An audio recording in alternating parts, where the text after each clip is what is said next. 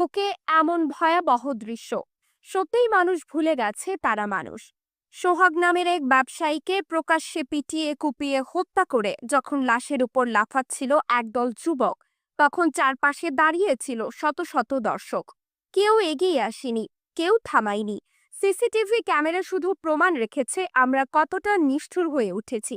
ঘটনাটি ঘটেছে গত বুধবার 9 জুলাই সন্ধ্যায় রাজধানীর স্যার সলিমুল্লাহ মেডিকেল কলেজ ও মিটফোর্ড হাসপাতালের কম্পাউন্ডে।